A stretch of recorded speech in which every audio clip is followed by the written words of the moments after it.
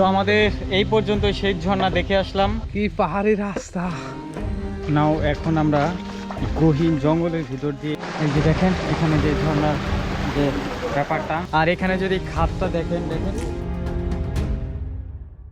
নাও এখন আমরা গহীন জঙ্গলের ভিতর দিয়ে ছোট একটা ঝর্ণার মাধ্যমে হচ্ছে সেই ঝর্ণাটার পর্যন্ত পৌঁছাবো। সেক্ষেত্রে আমাদের অনেক হাঁটাহাঁটি করতে হবে। আর এখানে পাইথন অ্যানাকন্ডার মতো নাকি সাপ আছে, কি বলে না বলে জানি না।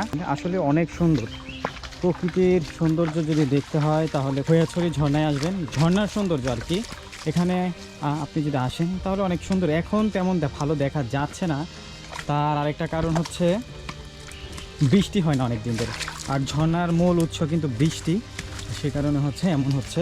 কিন্তু তবুও যতটুকু আছে খারাপ না, আমরা শেষ পর্যন্ত যে দেখি না কি হয় আসলে। তো দেখা গেল যে আসলে এখানে আরও ভালো কিছু দেখা যাবে। আর ওখানে সবাই গোসল করতেছে, আমরা যাই আস্তে আস্তে। ভাই আমরা কিন্তু প্রায় চলে আসছি মোটামুটি মনে হয়। আর এখানে আসলে একটু সাবধানে আসবেন। সামনে সামনে ভাই ওয়াটারফল আছে একটা ভালো, যেহেতু বড় আওয়াজ শোনা যাচ্ছে। লোকজন তো দেখি না, এখানে আছে লোকজন। অনেক সুন্দর ঝর্ণাটা দেখছেন, আমরা মিস করছি। যারা এখানে না আসছে অনেকে এসে আর কি চলে গেছে। অনেক সুন্দর সুন্দর দেখাচ্ছে তো ভাই। অনেকে এখানে আসতে পারে না এই পর্যন্ত আসতে অনেক খাটনি লাগে। তো আপনারা যদি দেখাই, ওই যে খুব সুন্দর ঝর্ণার আওয়াজ পাওয়া যাচ্ছে। হ্যাঁ নিচে তাকায় হাঁটিও, এই দেখেন ঝর্ণার শুরু দেখছেন।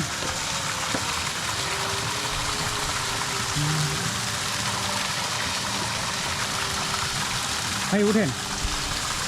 তো সবাই আস্তে আস্তে আসবেন, আসার পর শেষ ঝর্ণাটা। আর এখানে মহিলা আনা নিষেধ, মহিলা আনতে পারবেন না। সেক্ষেত্রে মহিলা আসলে আর উঠতেও পারবে না, নামতে পারবে না। বাহ, হ্যাঁ এখন এখানে আনটাচ পানি। যান আস্তে আস্তে যান। তো দেখেন যে আসলে ঘোরার ভিতরে যে আনন্দ পাবেন, টাকা পয়সা থাকলে বা কোটি কোটি টাকা থাকলেও দেখবেন অনেকের শান্তি নাই। আপনারা ঘুরেন নাকি ভাই? ঘোরার উপরে কোনো কিছু নাই, ঘুরলে অনেকটা হচ্ছে জ্ঞান বাড়ে, প্লাস হচ্ছে অনেক অভিজ্ঞতা হয়, এই আর কি। আর না এখানে যে ব্যাপারটা, এখানে মনে হয় খুব শান্তির। এখানে তেমন কেউ আসে না, একটু ভিজা ভিজা দেখাচ্ছে পথটা। লোক আসছে কম, দেখি না কি হয়।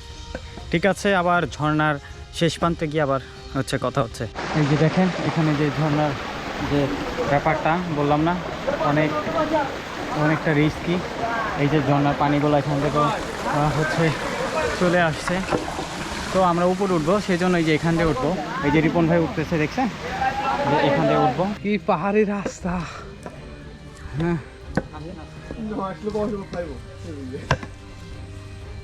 আপনি চিন্তা করেন, আর অল্প কতক্ষণ লাগে আমরা অত শেষ করে দিতেছি না। হ্যাঁ 2 ঘন্টা লাগুক না, আমরা 3টা বাজে, তোমাকে বাজে 5টা বাজুক না। ও পানিটা ঠান্ডা রে।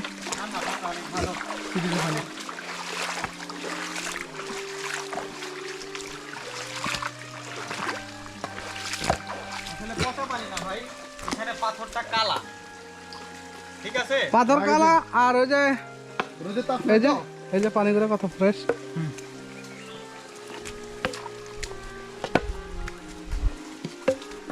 না এখন আপনারা দেখতে পাচ্ছেন যে এখানে মোটামুটি পানি কালো টাইপের হচ্ছে দেখাচ্ছে, কিন্তু এখানে পানি কালো না। কারণ হচ্ছে এখানে পাথরটা কালো, এখানে পানিটা এত পরিমাণ ফর্সা, যার কারণে কালো পাথরটারই হচ্ছে রিফ্লেকশন হচ্ছে, যেমন হচ্ছে কালো পাথরটাই দেখা যাচ্ছে। তো এখানে আসার পর আমার কাছে মনে হইলো এই পর্যন্ত আসা উচিত। এখানে স্তব্ধতার একটা হচ্ছে বিষয় আছে, যেখানে আপনি ফিল করতে পারবেন। আর ওইখানে তো জনবহুল বহুত, তো তখন এতগুলো মানুষের সাথে আপনি তেমন ভালো কিছু করতে পারবেন না, মানে মজা করতে পারবেন না। কিন্তু এখানে আসার পর আপনার অনেকটাই ভালো মনে হবে। খুব নিশ্চুপ আওয়াজ, ওখানে বেশ কিছু লোকজন আছে, সেগুলো আপনারা যেতে যেতে দেখতে পারবেন। আর এখানে যে বিষয়টা হচ্ছে খুব মানে হচ্ছে সাবধানে আসতে হবে। না হলে কিন্তু বিপদের সম্মুখীন হতে পারেন। আর এই দেখছেন আপনার সাপোর্ট স্টিক, এটা অবশ্যই থাকা লাগবে, না হলে তেমন ভালো কিন্তু হচ্ছে সাপোর্ট পাবেন না। তারপর পাহাড়ে উঠতে হলে এটা ভর দিয়ে দিয়ে দিয়ে উঠতে হয়। সো আবারও পরবর্তীতে হচ্ছে দেখা যাচ্ছে যে কি দেখা যায় সামনে জানি না, আসি নাই কখনো। তো চলুন পরবর্তী ভিডিওতে দেখা যায়। তো আমাদের এই পর্যন্তই, সেই ঝর্ণা দেখে আসলাম, আসার পর এই পর্যন্তই। আর এখানে যদি ঘাটটা দেখেন আসলে নিজ চোখে দেখলে বুঝতে পারবেন যে হচ্ছে তখন বুঝতে পারবেন আসলে কেমন দেবতা ঘুমের অনেকটা ভাইব আছে। তো সবাই আসবেন, আসার পর এখানে একটা আলাদা ধরনের মজা পাবেন। এই যে এখানে যেমন হচ্ছে ঝর্ণা ছিল, বৃষ্টি হইলে আসলে ঝর্ণা পাওয়া যাবে তেমন। আর আসলে অনেক ভালোই লাগলো। ভাই কেমন লাগছে বলেন? আল্লাহর রহমতে খুব ভালো লাগছে, ভালোর কোনো শেষ নেই। নেক্সট এখন আমরা হচ্ছে পতেঙ্গা বিচে চলে যাব। ওইখানে আমরা একটু গোসল টোসল করব সমুদ্রে, করার পর দেন হচ্ছে আমরা আমাদের এক হচ্ছে স্টাফ বা হচ্ছে আমাদের ভাইগনা বলি, তো ওদের বাসায় যাব, গিয়ে হচ্ছে খাবার দাবার খাইতে পারি। আর যদি বেশি লেট হয়ে যায় তখন বুঝবো। আর এখানে আস্তে আস্তে নামতে হবে অনেক, ভাই রিস্ক অনেক নামাটা। এই দেখেন, বুঝছেন, রিস্ক অনেক রিস্ক। সো নিচে নেমে দেখা হচ্ছে আবার। এখন আমরা একটা হচ্ছে ছোট ঝর্ণার পাশে বেশ কিছু পানি আছে, সেখানে বসলাম। বসার পরে পানিটা যেহেতু সুন্দর লাগছে, একটু পাটা ভিজাইলাম। এই দেখেন পাটা ভিজাই অনেক আরাম লাগতেছে, মানে একটা শান্তির একটা ফিল আছে, সেটা পাওয়া যাইতেছে।